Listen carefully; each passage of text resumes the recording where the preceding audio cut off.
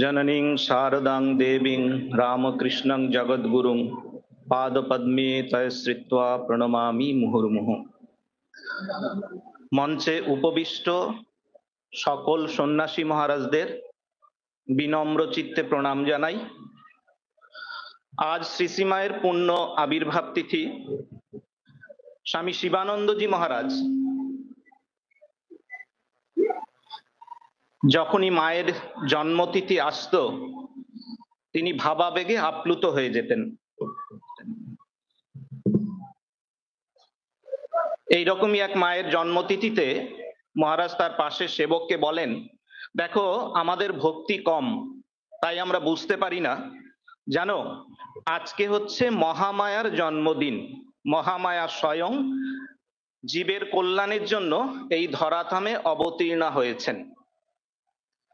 মহাপুরুষ মহাজের মতো খুব সামান্য কয়েকজনই মায়ের স্বরূপ ঠিক ঠিক জানতেন। মা কৃপা করে যাদেরকে বুঝিয়েছেন মার এই স্বরূপ, তারাই মাকে এইভাবে চিনতে পেরেছে। কিন্তু বাকি যারা মায়ের সঙ্গে থেকেছেন বা মায়ের সংস্পর্শে এসেছেন তারা এক একজন মাকে এক এক দৃষ্টিতে দেখেছেন। জয়রামবাটির যারা মানুষজন ছিলেন, মায়ের জীবদ্দশায় যারা মায়ের সঙ্গে থেকেছেন, তাদেরই একটি ঘটনা বলি। এই যে মাতৃমন্দির, সেটি 1923 সালে প্রতিষ্ঠা হয়। এই মাতৃমন্দির তৈরির কাজ যখন চলছিল, মায়ের অন্যতম এক সেবক তিনি স্মৃতিচারণ করছেন যে তার কাছে একজন বৃদ্ধা যিনি মায়ের কাছে যাতায়াত করতেন, এই মন্দির তৈরি হচ্ছে দেখে সেবককে বলেছিলেন, আরে শাড়ি বামনি তার আবার মন্দির। এই কিছুদিন আগেই তার সাথে ঝগড়া করে এসেছি। কেন এটা বলছেন? তার কারণ মায়ের জীবদ্দশায় মা এখানে আসতেন, তিনি আসলে ছিলেন শ্যামা সুন্দরী দেবীর সারদা শাড়ি বা সারু। তিনি যতটা না মা, জয়রামবাটির মানুষের কাছে তিনি কিন্তু মেয়ে। এবং সেই জন্য মা যখনই জয়রামবাটিতে আসতেন স্বচ্ছন্দে বিচরণ করতেন।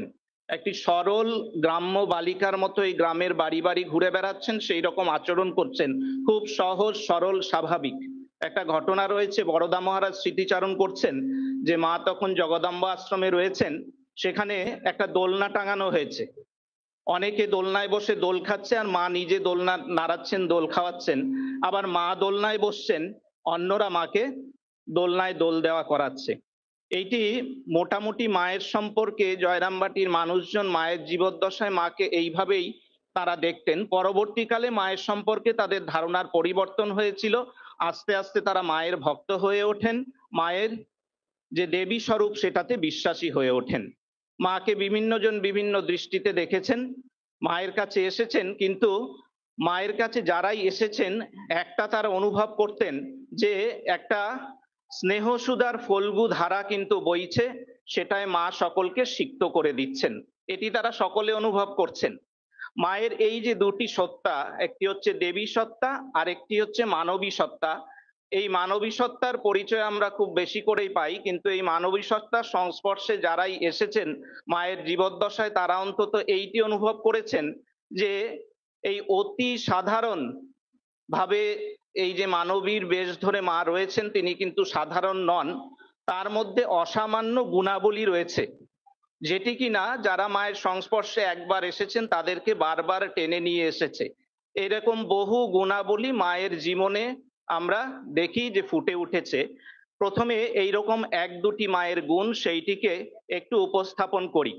মা এই যে বললাম খুব সহজ সরল স্বাভাবিক, তার যে ব্যবহারের মধ্যে একটা কোমলতা ছিল, খুব সহজভাবে মিশছেন, যাকে বলা যায় মৃদু, খুব নরম ব্যবহার, কাউকে কড়া করে কোনো কথা বলতেন না। এবং সবসময় বলতেন, দেখো সত্য কথা অপ্রিয় করে বলতে নেই।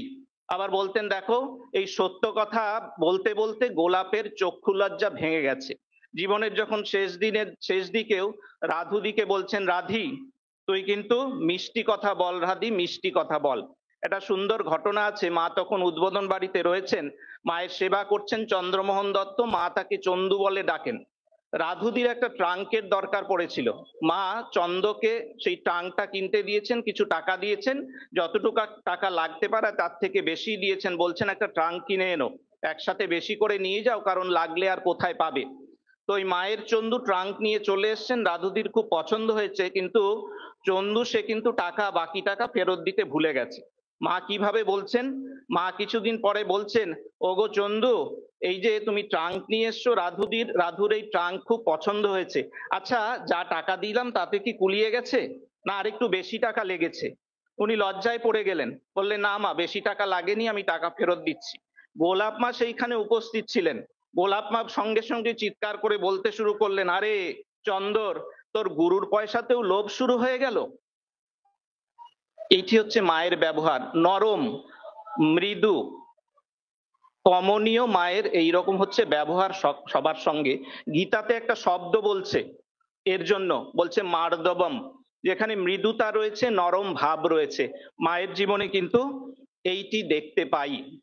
মা থেকেছেন, মায়ের কাছে এত ভক্ত আসছে, মায়ের কাছে টাকা পয়সা আসছে, জিনিসপত্র আসছে, এত কিছু আসছে, কিন্তু মায়ের কিন্তু কোনোটাতেই কোনো বিকার নেই, একেবারে কোনোটাতেই মায়ের কোনো আসক্তি নেই।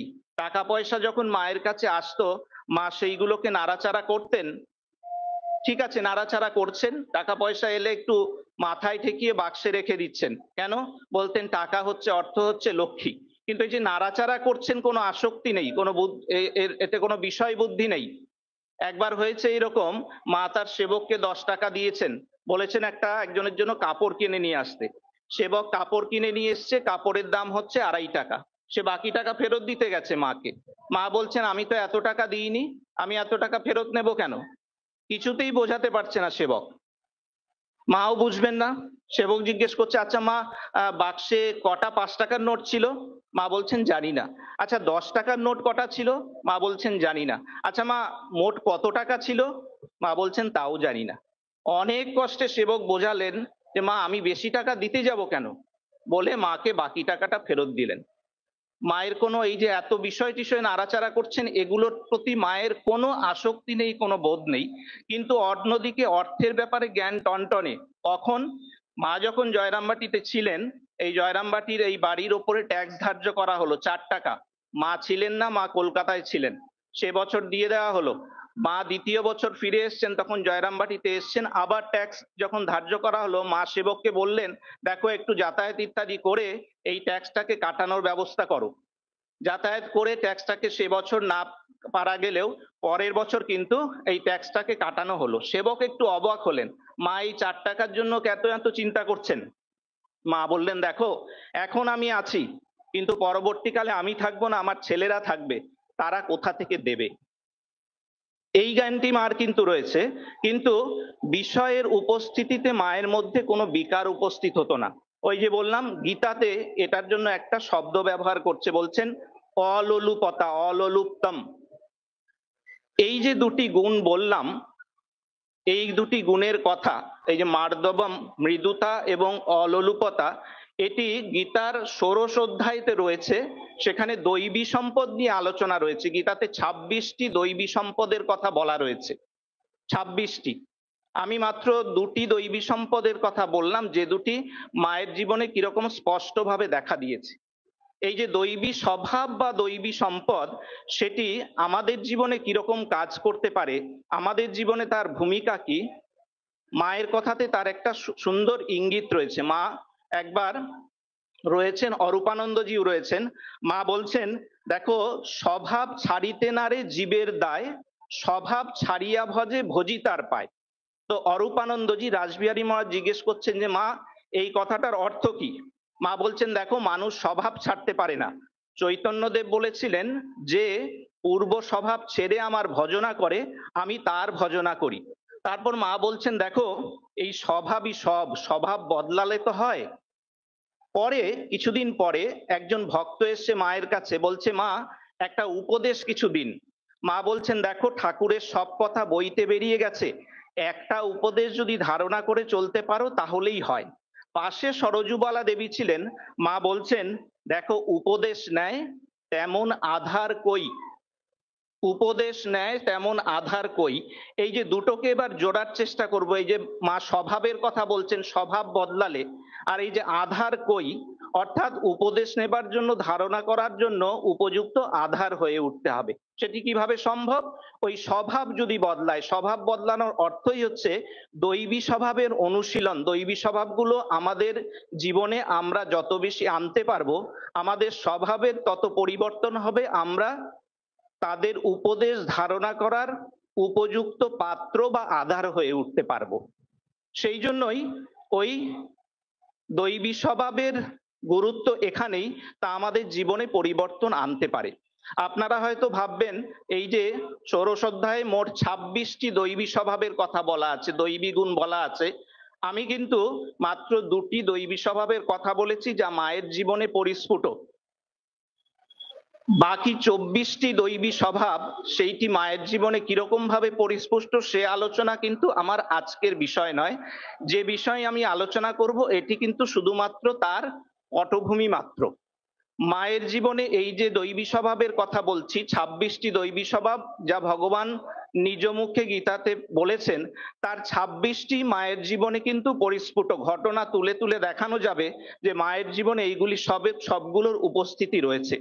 আজকে আমার আলোচনার বিষয় এই 26টিকে ছাড়িয়ে। মায়ের জীবন যখন পড়ছি, মায়ের জীবন নিয়ে একটু আলোচনা করার চেষ্টা করেছি, তখন দেখেছি যে এই 26টি দৈবী স্বভাবের বাইরেও মায়ের জীবনে এমন কিছু বিশেষ রয়েছে, সেগুলোকে গুণ বলতে পারি, বৈশিষ্ট্য বলতে পারি, স্বভাব বলতে পারি, মায়ের অন্তর্দৃষ্টি বলতে পারি। তার কোনোটারই গুরুত্ব কম নয়। আমাদের জীবনে চলার পথে, আমাদের অধ্যাত্ম জীবনে, আমাদের অগ্রগতির পথে তা গুরুত্বপূর্ণ ভূমিকা পালন করে। তা আমাদেরকে আমাদের জীবন পথে এগিয়ে দেয়। এই রকম কয়েকটি গুণের কথা, বৈশিষ্ট্যের কথা, যে অভিধাতেই সেগুলোকে ভূষিত করা যাক কিনা, সেরকম কয়েকটা পরিচয় আমি তুলে ধরি মায়ের জীবন থেকে। রামময় মহারাজের কথা আপনারা জানেন, স্বামী গৌরীশ্বরানন্দজি। তিনি তখন মায়ের কাছে প্রথম যখন আসতে শুরু করেন তখন ক্লাস 8-এ পড়েন। প্রতি শনিবার স্কুল শেষ করে মায়ের কাছে তিনি আসতেন। মা খুব স্নেহ করতেন তাকে। মা কিন্তু তার জন্য কিছু না কিছু খাবার তৈরি করে রাখতেন। একদিনের ঘটনা, সেদিন ভুনি খিচুড়ি হয়েছে। মা বেশ কিছু খিচুড়ি তার আদরের রামময়ের জন্য রেখেছেন। তিনি এসছেন, মা রামময়কে খেতে দিয়েছেন। অনেকটা খিচুড়ি রামময় খেতে পারেননি। না খেয়ে বলছেন, মা আর খেতে পারছি না, এটাকে ফেলে দিই। মা বলছেন, বাবা কেন ফেলবে? একটা সৎগোপের মেয়েকে ডাকলেন, তাকে দিয়ে দিলেন। তারপর মা খুব গুরুত্বপূর্ণ কথা বলছেন, দেখো, যার যেটি প্রাপ্য তাকে সেটা দিতে হয়। যেটা মানুষে খেতে পারে সেটা গরুকে দিতে নেই, যেটা গরু খেতে পারে সেটা কুকুরকে দিতে নেই। গরু এবং কুকুরে যেটা খেতে পারে না সেটা যদি পুকুরে দাও তাহলে মাছে খেতে পারবে। যার যা প্রাপ্য দিতে হয়। এবং মা সেই জন্য দেখা গেছে তার জীবনে ওই তরকারির খোসা ইত্যাদি যা কিছু হতো সমস্ত কিছু রেখে দিতেন। সেইগুলো ওই গরুকে হয়তো খাওয়াচ্ছেন। খুব গুরুত্বপূর্ণ কথা যে আমাদের সাথে যারা থাকবে আমরা জিনিসপত্র নষ্ট করব না, বরং সেটাকে কাজে লাগাচ্ছি। যার যা প্রাপ্য সেইভাবে তাকে সেটি দিচ্ছি। দ্বিতীয়, মা এই জয়রামবাটিতে ছিলেন, সেই সময় মায়ের বাড়ি রয়েছে উঠোন, মাটির তৈরি উঠোন। যখন বর্ষাকাল হয় মাটি পুরো কাদাতে ভরে যায়, চলাফেরার অসুবিধে হয়। মায়ের এক ভক্ত ছিলেন, তার নাম হচ্ছে নারায়ণ আয়েঙ্গার। তিনি অনেকবার মাকে অনুরোধ করেছেন কিশোরী মহারাজের মারফত, যে মাকে বলো, মা যদি অনুমতি দেন এই যে মায়ের বাড়ির উঠোন আমি কিন্তু ইট আর চুনসুরকি সিমেন্ট দিয়ে বাঁধিয়ে দেব, তাতে বর্ষাকালে মায়ের কোনো অসুবিধে হবে না। মা রাজি হলেন না। বললেন, দেখো ইট ফিট ওইসব দরকার নেই, এটা যদি করো এখানে যারা আছে তারা ভাববে যে ওদের অনেক টাকা হয়েছে। আসলে কেন মা অসম্মত হচ্ছেন? মা যখন যেখানে থাকতেন পারিপার্শ্বিক অবস্থার সঙ্গে মা কিন্তু খাপ খাইয়ে নিয়েছেন। মানে মায়ের সঙ্গে যারা থাকছেন আশেপাশে তারা যেন না ভাবে মা তাদের একজন নয়, তাদের থেকে আলাদা কেউ। মা কিন্তু সারা জীবন সেই রকমই জীবনযাপন করে গেছেন। মা অনুমতি দিয়েছিলেন নারায়ণ আয়েঙ্গারকে উঠান বাঁধাতে। কখন? মা যখন শেষবার জয়রামবাটি ছেড়ে কলকাতায় চলে যাবেন ঠিক সেই সময়ে অনুমতি চাইলে মা রাজি হয়ে গেলেন। উঠান বাঁধানো হলো, কিন্তু মা কিন্তু আর এই উঠান ব্যবহার করেননি। তো এটাই যে যে জায়গায় থাকছেন মা কিন্তু সকলকে নিয়ে তাদের মতো করে চলছেন। এবং এই যে আরেকটি তৃতীয় যেটি বলি, সকলকে নিয়ে চলা মানে আপনারা জানেন যে সেই সময় গোয়ালপাড়া আশ্রম গড়ে উঠেছে। গোয়ালপাড়া আশ্রমে সমস্যা হচ্ছিল, ওখানকার যিনি মহন্ত মহারাজ আছেন তিনি খুব কড়াকড়ি করতেন।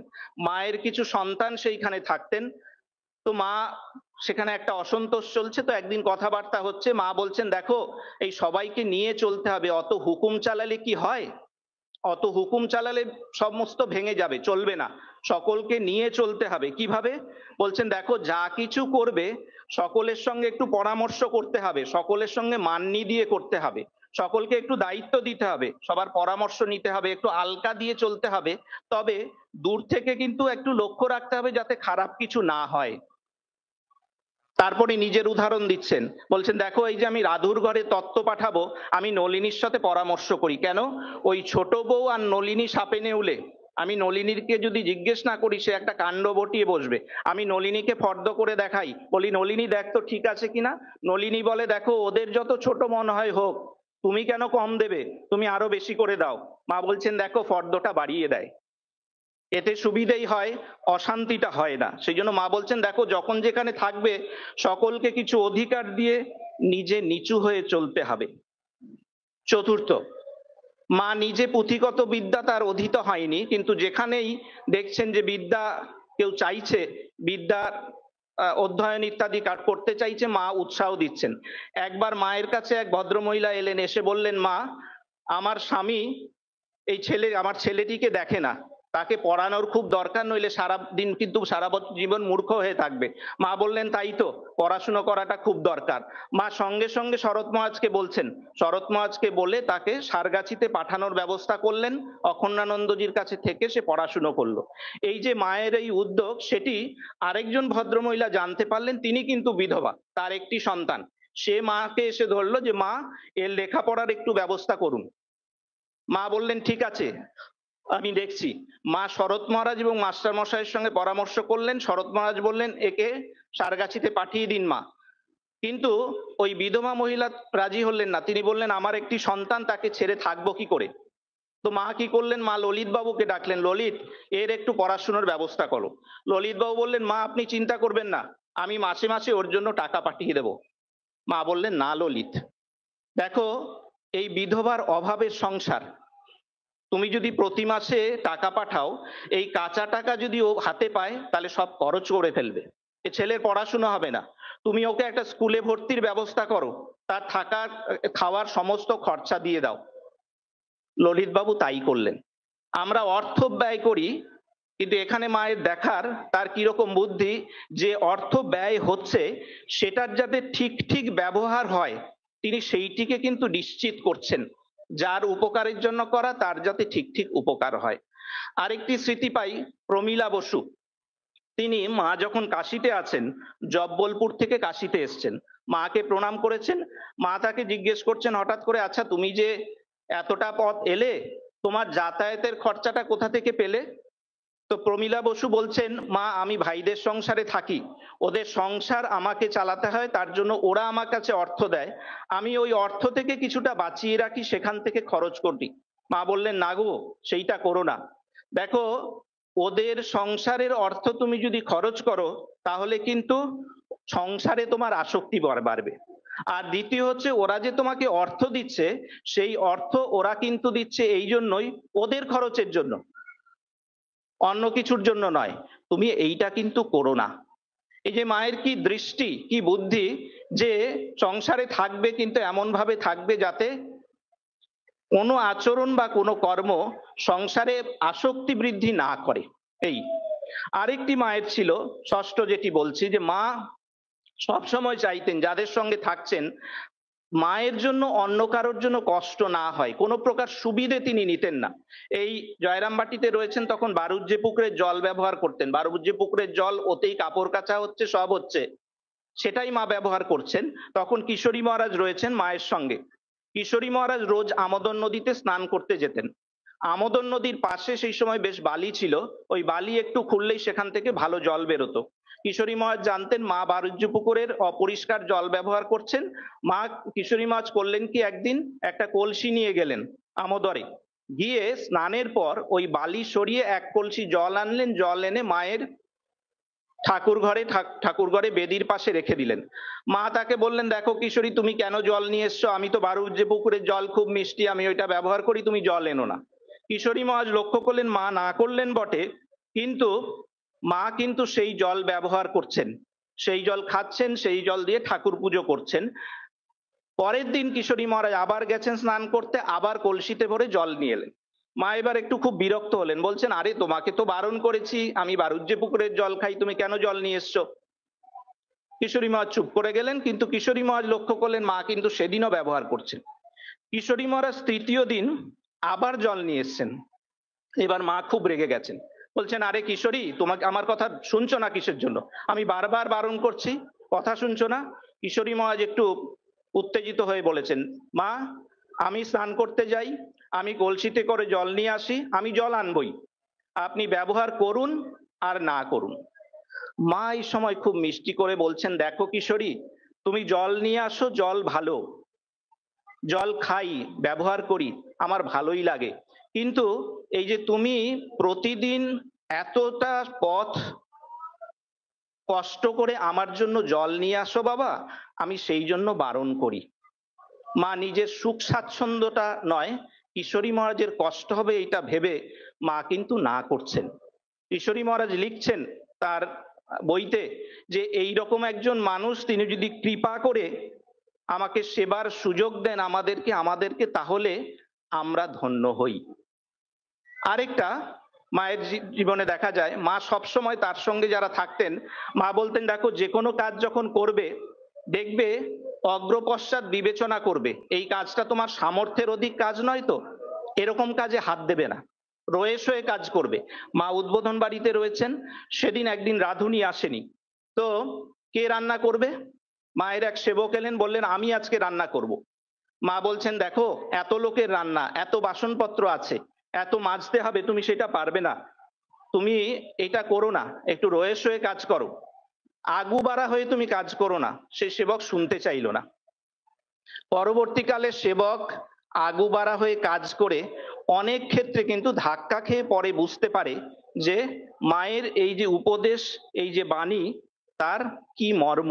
এটি একটি ঘটনা, কিন্তু এই ঘটনাটা খুব গুরুত্বপূর্ণ। আমরা আমাদের জীবনের বিভিন্ন ক্ষেত্রে আমাদের বিভিন্ন কাজে হাত দিতে হয়, আমরা আমাদের সামর্থ্যকে পরিমাপ করে নেব, আগে পরে কি হতে পারে সেইটি বিবেচনা করে নেব, এইটাই কিন্তু মায়ের বলার অর্থ। আমি শেষ আরেকটা মায়ের জীবনের উদাহরণ দেব। দেখতে পাই মা যখন কাজকর্ম করছেন, সংসারে থাকছেন, যে কোনো পরিস্থিতিতে মায়ের মধ্যে একটা শান্ত ভাব থাকছে। মায়ের বাত ছিল পায়ে, হাঁটুতে ব্যথা হতো। এই জয়রামবাটিতে যখন মা রয়েছেন, বিভিন্ন ওষুধপত্র ব্যবহার করেছেন। এই জয়রামবাটিতে এক ঘর নাপিতের বাস ছিল। মায়ের কাছে এক বড় নাপিত এলেন, মায়ের কাছে তার এক কুটুম্ব এসছে, সে কিনা কবিরাজ। তো কুটুম্বকে নিয়ে নাপিত মায়ের কাছে এসছে, প্রণাম টনাম করে মাকে বলছে, মা, এই বড় কবিরাজ, আপনার হাঁটুতে তো ব্যথা, ও কিন্তু ভালো শিকড় জানে, ওই শিকড় লাগালে ব্যথা সারবে। মা বললেন, ঠিক আছে। একটা শিকড় আনা হলো, সেটা বাটা টাটা হলো। মায়ের এক সেবক সেই শিকড় যে বাটা হয়েছে সেটা থেকে অল্প নিয়ে মায়ের হাঁটুতে লাগিয়ে দিল, এবং হাঁটুতে লাগানোর সঙ্গে সঙ্গে অসহ্য যন্ত্রণা, মা চিৎকার করে উঠলেন, ফোসকা পড়ে গেছে বড়। মা বসে আছেন, চোখ দিয়ে জর্জর করে জল পড়ছে। বাকিরা সব জুটে গেছে, নলিনী দিদি ইত্যাদি, তারা ভীষণ রকম কটু কথা বলছে সেই কবিরাজকে উদ্দেশ্য করে। মায়ের মুখে একটা কথা নেই, মা চুপ করে আছেন। মা সেবককে বলছেন, একটু ঘি নিয়ে ঠান্ডা জলে লাগিয়ে নিয়ে এসো। এবং মা নিজের মনে মনে তখন বলছেন, দেখো, এই যে আমার এই ব্যথা, এটা তো রয়েছে, কত ঔষধ ব্যবহার করেছি, কোনো লাভ হয়নি, তো কত ঔষধে লাভ হয়নি, সামান্য এই মুষ্টি যোগ আমি কেন করতে গেলাম? আসলে কি জানো তো, যে অদৃষ্টে যদি দুঃখ ভোগ থাকে, তাহলে এই সমস্ত ধরনের বুদ্ধি হয়, এই ধরনের যোগাযোগ হয়। মা মেনে নিচ্ছেন। এবং মায়ের আরেকটা ঘটনা থেকে এখানে বলা যায়, মা বলতেন, দেখো, মানুষ কিন্তু নিজের যে কর্মফল সেটাই ভোগ করে, প্রারব্ধ যা আছে সেটা ভোগ করে। সেই জন্য যে কোনো ঘটনার জন্য অপরকে দোষী করার দরকার নেই, বরং ভগবানের কাছে প্রার্থনা করতে হবে, করে সমস্ত কিছু সহ্য করতে হবে, ধীরভাবে তার উপর নির্ভর করতে হবে। এই যে মা সহ্য করছেন শুধু নয়, পরিস্থিতিতে চুপচাপ থাকছেন শুধু নয়, কেন চুপচাপ থাকছেন তার পেছনে একটা দর্শন ছিল, তার পেছনে একটা ভিত্তি ছিল, যার উপর ভিত্তি করেই মা কিন্তু এটি সহ্য করছেন। আমি অল্প কয়েকটি বললাম, মায়ের গুণ বলি, বৈশিষ্ট্য বলি, দূরদৃষ্টি বলি, এরকম আরো অনেক উদাহরণ দেওয়া যাবে। আমরা যদি মায়ের জীবনকে বিশ্লেষণ করি শাস্ত্রের নিরিখে, যদি গীতার ওই যে 26টি দৈবী গুণ, সেটি মায়ের জীবনে তো রয়েছেই, কিন্তু দেখতে পাচ্ছি মায়ের জীবনে এই সমস্ত ছাড়িয়ে আরো অনেক অনেক গুণ রয়েছে, যেগুলো কিনা আমরা আমাদের জীবনে নিয়ে আসতে পারি, পালন করতে পারি, আমাদের জীবন পথে চলার এক অমূল্য নির্দেশিকা হয়ে উঠতে পারে। তাই শাস্ত্র দিয়ে যদি মাকে বিশ্লেষণ করতে যাই, তাহলে মাকে কিন্তু সীমায়িত করা হবে। মা শাস্ত্রকে ছাড়িয়ে গেছেন, বলতে পারি মা নিজেই তার জীবন একটা শাস্ত্র হয়ে উঠেছে। সেটি যদি সেই অনুযায়ী আমরা আমাদের জীবন যাপন করি, তার বিভিন্ন গুণগুলোকে জীবনে নিয়ে আসতে চেষ্টা করি, আমাদের স্বভাবে পরিবর্তন হবে, আমরা আমাদের জীবনে ভালো আধার হয়ে উঠতে পারবো। আমরা ধারণা করতে পারবো আমরা কিসের ভালো আধার হয়ে উঠতে পারবো, মায়ের কৃপা ধারণের আধার হয়ে উঠতে পারবো। এইটি আমরা কিন্তু মায়ের জীবন থেকে, মায়ের জীবন অনুসরণ করে আমরা এইটি চেষ্টা করতে পারি। আজকের এই পুণ্য দিনে শ্রী মায়ের কাছে প্রার্থনা করি, তিনি যেন তার জীবন কৃপা করেন, যেন আমরা তার জীবন অনুযায়ী চলতে পারি এবং তার কৃপা ধারণের উপযুক্ত আধার হয়ে উঠতে পারি। সকলকে ধন্যবাদ এবং নমস্কার।